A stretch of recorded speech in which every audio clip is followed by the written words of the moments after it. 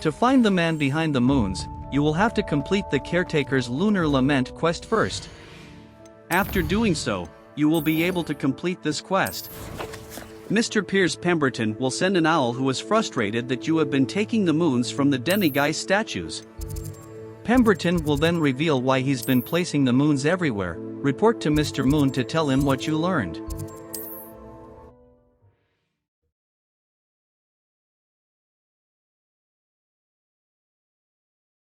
Sometimes it seems all roads lead to Hogsmeade.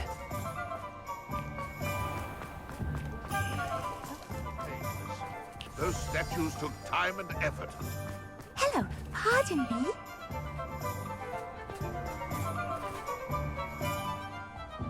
Pardon me, sir, but about those curious demiguise statues I've seen. What? Who are you? Why do you ask?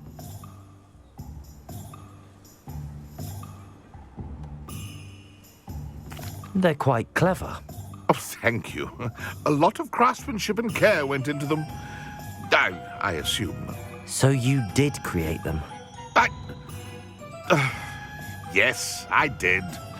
It was a ploy to give that pathetic oaf Moon a taste of the grief he caused me years ago. You are the one who's been pilfering them. I am, at the request of Mr. Moon. I received your owl on your stationery. Ah, well, fitting Moon would enlist a student. Too cowardly to do it himself. Hasn't changed a bit. Even when we were at school, he was a cowardly bully. Gave me a horrible nickname, which I shan't repeat. I was thrilled when we left school and he seemed gone for good. Then I started seeing him around Hogsmeade. It was too much. Even if I do take satisfaction in that his life's destiny was to be a lowly caretaker.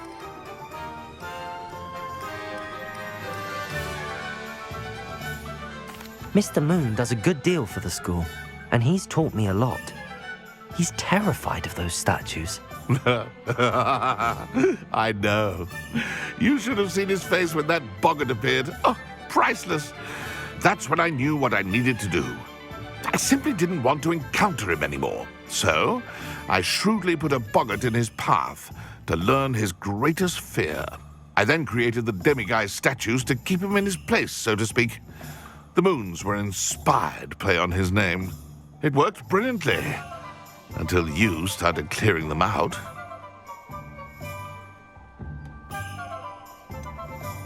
The statues are a form of bullying.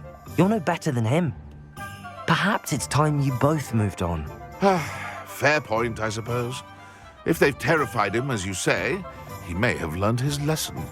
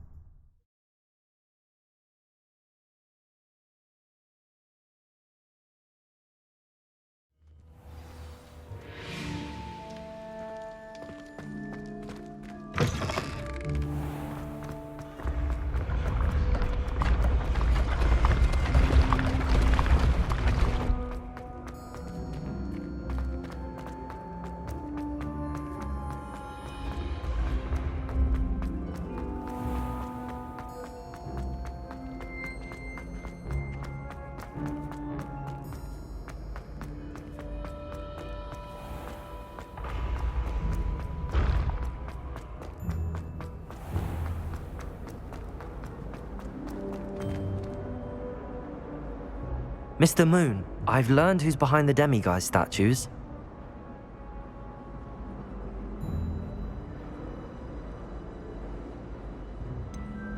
It was an old schoolmate of yours, Piers Pemberton. Oh, I might have known. Pigtails Piers.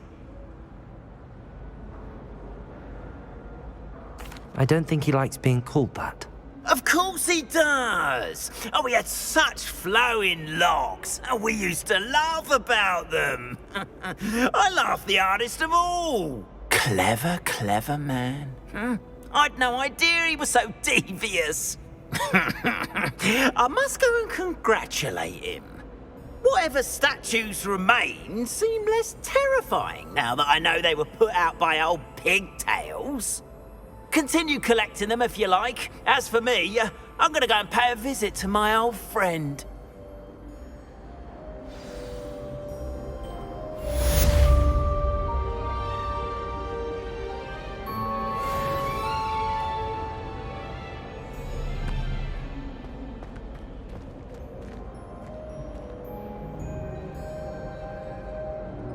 In this quest, you ask Natty how she's been doing since you helped her and Mr. Rabe escape the Ashwinders hideout. You have to talk to Natty in the Great Hall.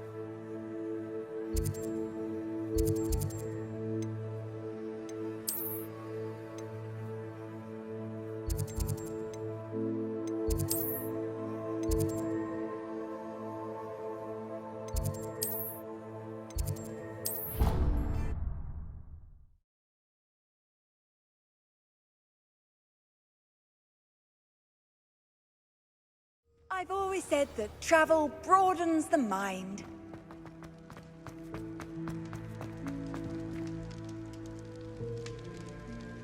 I have been meaning to speak with you. I still can't believe we escaped the Ashwinders. You may not realize it, but you are the talk of the school since you saved me that day. I wonder how everyone knows about it. I told my mother in the hope that she would be more forgiving of what I have been up to if it came from me. She likely told other professors, and news travels quickly. Unfortunately, she might, in fact, have been even less forgiving than I'd hoped. If she knew more about what you've done, I suspect she'd be proud. If she knew any more about what I've done, she would never let me out of her sight again. I'm sorry. Has Officer Singer done anything with the evidence we provided? She has not. Harlow is as strong as ever. Someone needs to stop him, whether it is us or Officer Singer. If someone had stopped the monsters like him in Matabeleland, my father would be alive today. What exactly happened to your father? It was a beautiful day. My mother had gone to tend to a neighbor who was ill, and so my father and I were galloping in the savannah. Galloping? Your father was also an animagus, I take it? He could become the most majestic giraffe, and he would carry me on his back, my arms around his neck. We were on our way home when we surprised a group of bandits who had come from our village. One of them saw me just as he removed a scarf from his face. He shouted and then aimed his rifle. He didn't want you to identify him. Exactly. In an instant, my father bowed his neck to protect me and was hit. As he fell, my father changed back into his human form. When the bandits saw this, they turned and ran in fear. Magic terrified them, and then he was gone. And it was all my fault. Your fault? How so? He died protecting me. If I had been capable of protecting myself, he would still be alive today. My mother and I tried to go on without him, but it became too much for us there. A few years later, we left to come to Scotland. Do you think taking down the Ashwinders will avenge your father's death? No. Vengeance is not what drives me. My father would not want that. He and my mother raised me to believe that it is a privilege to be able to fight for those who cannot. I know there is risk involved, but I feel it is worth it. I am glad you seem to think so too. What does your mother think about all of this? Well, as you saw, she worries a great deal. She is an excellent seer, but I think it bothers her to this day that she did not see my father's death coming. She misses him, as do I. So I believe on some level she understands my need to seek justice in a small way. But that does not mean that she likes it.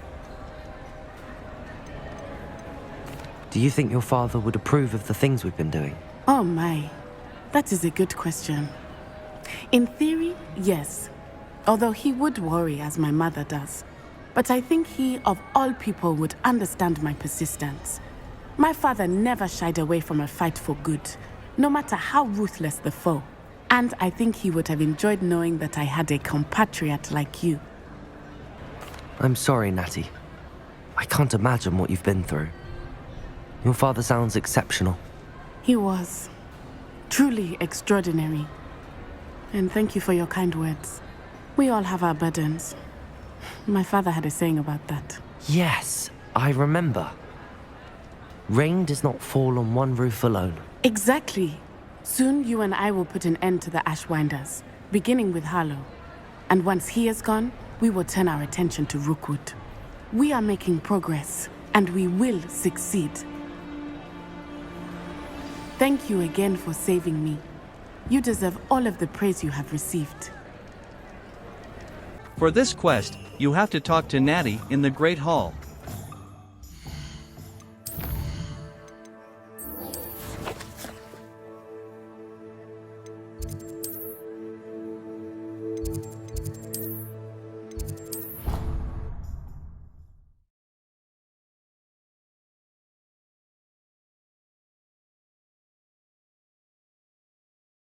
What are you up to now?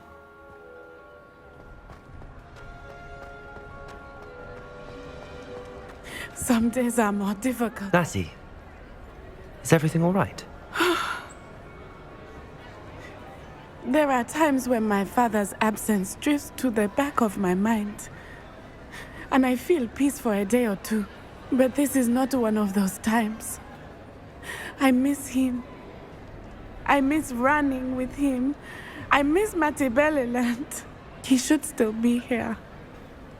And it's my fault that he isn't.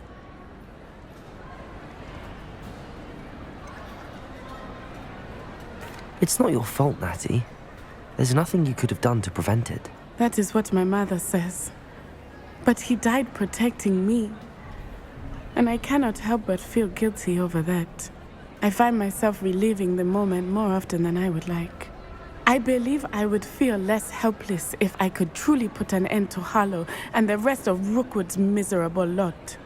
Each day they remain free, they do more damage, leaving people like Archie Bickle to suffer the consequences. I agree, Natty.